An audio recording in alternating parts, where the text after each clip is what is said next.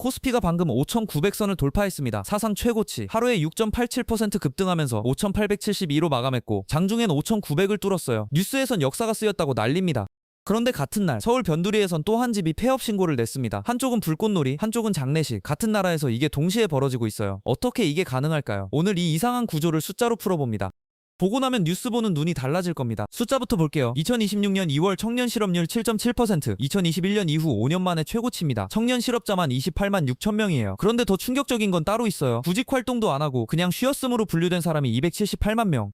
역대 최대치입니다. 구직을 포기한 사람들이 대구광역시 전체 인구보다 많은 규모로 쌓여있다는 뜻이에요. 이게 통계 뒤에 숨어있던 진짜 얼굴입니다. 자영업은 어떨까요? 2024년에 연간 폐업자가 100만 명을 넘었습니다. 정확히 100만 8,282명. 대한민국 통계가 잡힌 이래로 처음이에요. 음식점은 6집 중 1집이 문을 닫았고 소매업도 비슷합니다.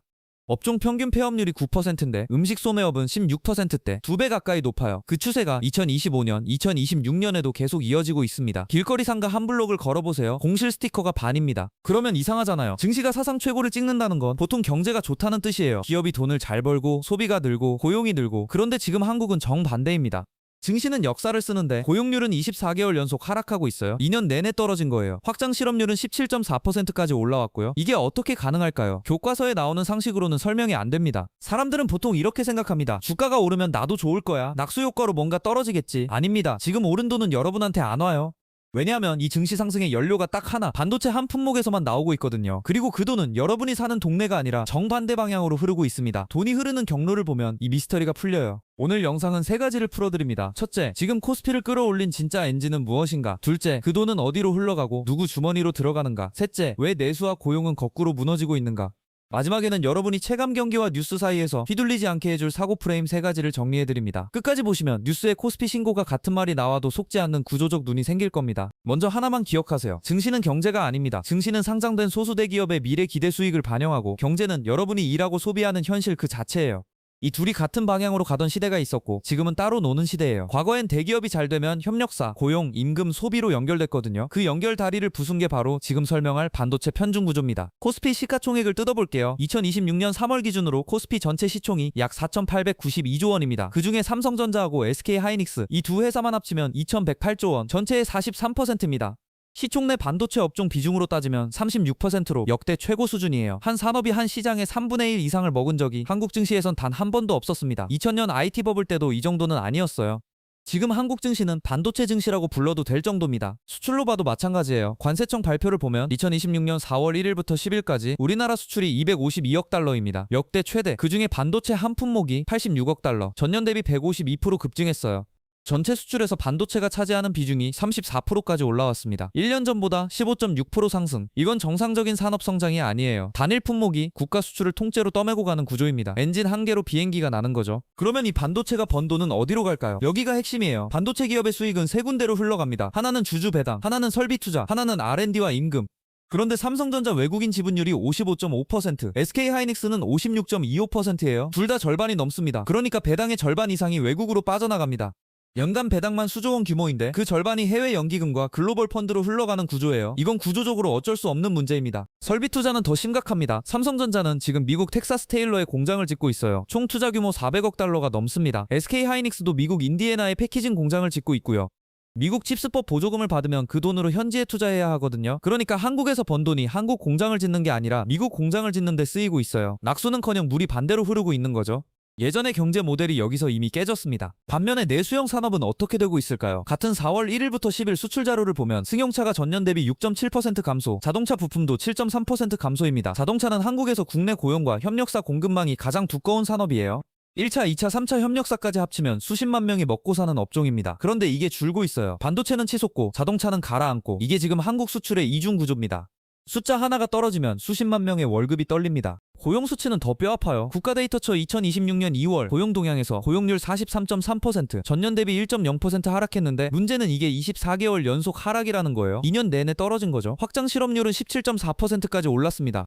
확장 실업률은 일하고 싶지만 일자리를 못 찾거나 어쩔 수 없이 파트타임만 하는 사람까지 포함한 지표예요. 사실상 진짜 고용 상태를 보여줍니다. 이 수치가 이렇게 오른 적은 코로나 이후 처음이에요. 여기에 가계부채가 얹혀 있습니다. GDP 대비 가계부채 비율이 88.6%, 세계 최상위권이에요. 2021년 98.7%에서 조금 내려오긴 했지만 여전히 선진국 중 1위권입니다. 금리가 조금만 올라도 이자 부담으로 소비가 얼어붙는 구조예요.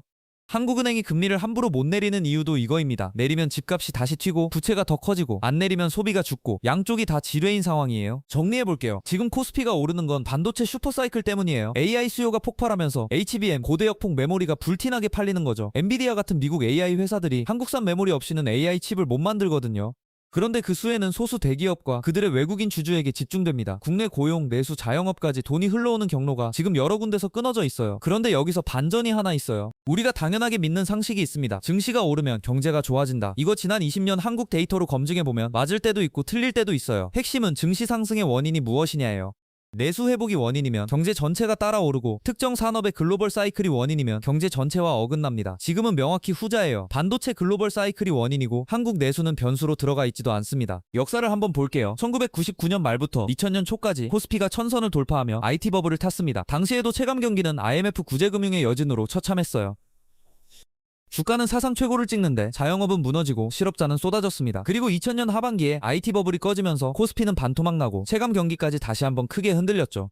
증시와 체감 경기가 이렇게 분리될 수 있다는 걸 한국은 이미 25년 전에 한번 겪었어요. 그 교훈이 잊혔습니다. 더 가까운 사례도 있어요. 2021년에 코스피가 3300선을 돌파하며 역사를 썼을 때 실질 임금 상승률은 오히려 마이너스로 돌아섰습니다. 물가 빼고 나면 임금이 줄어든 거예요. 같은 해 청년 체감 실업률은 25%를 넘었습니다.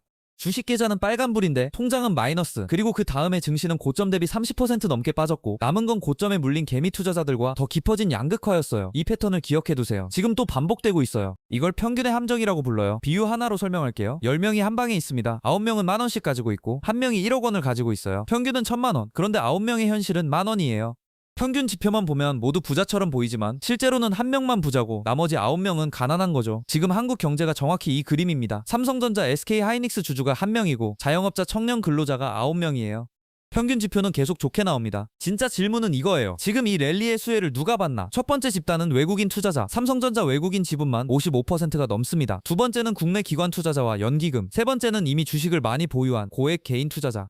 평범한 직장인, 자영업자, 청년은 이 리스트에 들어가지 않아요. 물론 지금부터 주식을 사면 된다고 하실 수 있어요. 그런데 지금 이 가격에 신규 진입은 고점 매수 위험이 큽니다. 반도체 사이클은 영원하지 않거든요. 외국인 매수에 대해 하나 더. 지금 외국인이 한국 증시를 사는 이유는 반도체 실적이 확실해서예요. 그런데 반도체 사이클은 영원하지 않습니다. 과거 2004년, 2010년, 2017년 패턴을 보면 업사이클 정점 후 6개월에서 12개월 사이에 외국인은 급격히 순매도로 돌아섰어요. 오른 돈을 들고 나가는 거죠. 실제로 2026년 들어 외국인은 삼성전자 한 종목에서만 3개월 만에 30조 원 규모를 순매도했어요. 그 충격은 남아있는 개인 투자자가 고스란히 받습니다. 또 하나 조심해야 할 게 집단 심리예요. 증시 좋으니까 경제도 괜찮을 거야. 이 믿음이 소비와 부채를 자극합니다. 실제로 증시 화랑기에는 신용대출, 마이너스 통장 잔액이 동반 증가해요. 내 주식이 오르니까 대출로 더 사고, 소비도 늘리고, 집도 사고. 그런데 사이클이 꺾이면 주식은 빠지고 부채는 남습니다. 이게 가장 위험한 시나리오예요. 2022년에 한국이 겪었던 게 정확히 그 구조였고요. 반복하지 않으려면 이 심리부터 알고 있어야 합니다. 이제 정리해볼게요. 지금 한국은 두 개의 경제가 있어요. 첫 번째 경제는 반도체, AI, 글로벌 자본이 굴리는 수출 경제입니다. 여긴 지금 호황이에요. 두 번째 경제는 자영업, 내수 서비스, 청년 고용이 굴리는 내수 경제입니다. 여긴 지금 불황이에요. 두 경제 사이에 돈이 흐르던 다리가 지난 몇 년간 끊어졌어요. 다리 이름이 고용, 임금, 세금, 협력사 발주예요. 이 네 개가 전부 약해졌습니다. 그래서 한쪽은 파티, 한쪽은 장례식입니다. 수출 경제 쪽은 앞으로도 당분간 더 달릴 가능성이 높습니다. AI 데이터 센터 수요는 최소 2-3년 더 커질 거고, HBM 주문은 이미 2027년 초까지 예약되어 있어요.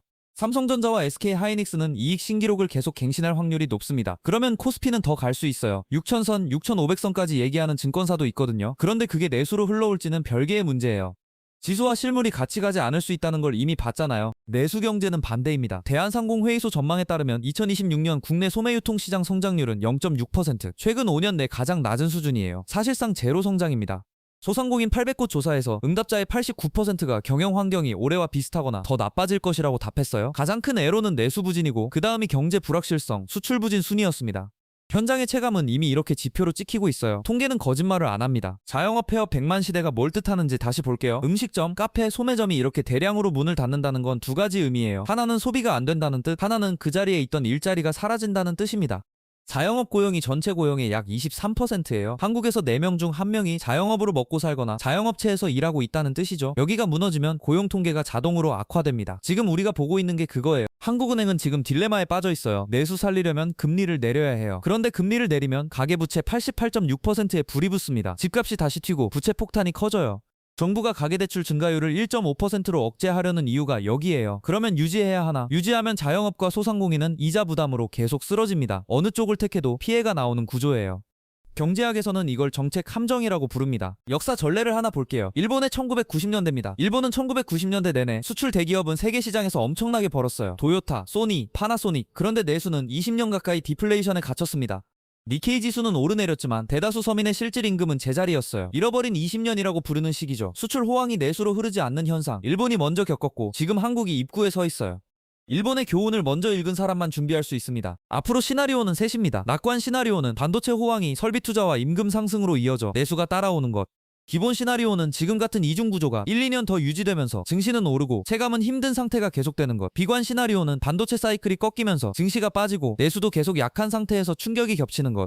개인적으로 기본 시나리오 확률이 가장 높다고 봅니다. 어느 시나리오든 개인의 방어는 지금부터 준비해야 해요. 핵심 세 줄로 요약합니다. 첫째, 코스피 사상 최고는 반도체 한 산업이 끌어올린 결과고 그 돈은 대부분 외국인 주주와 소수 대기업에 집중되어 내수로 흐르지 않습니다. 둘째, 같은 시기 청년 실업과 자영업 폐업은 역대 최악 구간을 지나고 있고 고용률은 24개월 연속 하락 중이에요. 셋째, 증시와 경제가 분리된 이 구조는 하루 이틀 일이 아니고 일본의 잃어버린 20년처럼 장기화될 가능성이 있습니다. 이해해야 할 사고 프레임 첫 번째, 지수 말고 고용을 보세요. 뉴스에서 코스피 몇 포인트 올랐다는 건 소수 대기업 주가 평균일 뿐이에요. 여러분의 삶에 직접 영향을 주는 건 고용률, 실업률, 소매 판매, 실질 임금 같은 실물 지표입니다. 매달 국가데이터처가 발표하는 고용 동향을 한 번만 확인하는 습관을 들이세요. 5분도 안 걸립니다. 판이 바뀌는 순간이 거기서 먼저 보여요. 증시보다 고용이 먼저 말해줍니다. 두 번째 프레임, 평균의 함정을 기억하세요. 평균이 좋아진다고 해서 나한테도 좋은 일이 생기는 게 아니에요. 중앙값과 분포를 봐야 해요. 한국 상위 10%의 자산은 계속 늘어나는데 하위 50%의 자산은 오히려 줄어들고 있어요. 평균만 보면 나아진 것처럼 보이지만 실제 대다수에게는 나빠지고 있는 거죠. 뉴스에서 평균 가계자산이라는 말이 나오면 중앙값도 같이 찾아보는 습관을 들이세요. 이 분리감각이 여러분을 지킵니다. 세 번째 프레임, 돈의 순환 경로를 보세요. 경제가 건강하려면 기업이 번 돈이 임금, 투자, 세금을 통해 가계로 돌아와야 해요. 그 돈이 다시 소비가 되고 소비가 다시 기업 매출이 되고 이 사이클이 끊기면 아무리 수출이 좋아도 국민은 가난해집니다. 지금 한국은 그 순환이 어디서 끊겼는지를 보는 게 경제를 읽는 핵심이에요.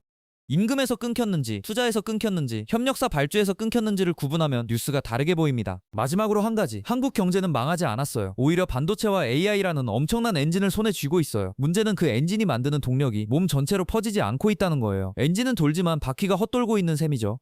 여러분이 이 구조를 이해하고 있으면 언론이 코스피 신고가라고 외칠 때도 폐업 100만이라고 외칠 때도 감정에 휘둘리지 않고 판단할 수 있어요. 이해하는 힘이 자유를 만듭니다. 숫자가 아니라 구조를 보세요. 오늘 내용이 도움이 됐다면 구독과 좋아요 부탁드려요. 댓글로 여러분이 체감하는 경기는 어떤지 또 어떤 지표를 평소에 보고 계신지 남겨주시면 다음 영상 주제에 반영하겠습니다.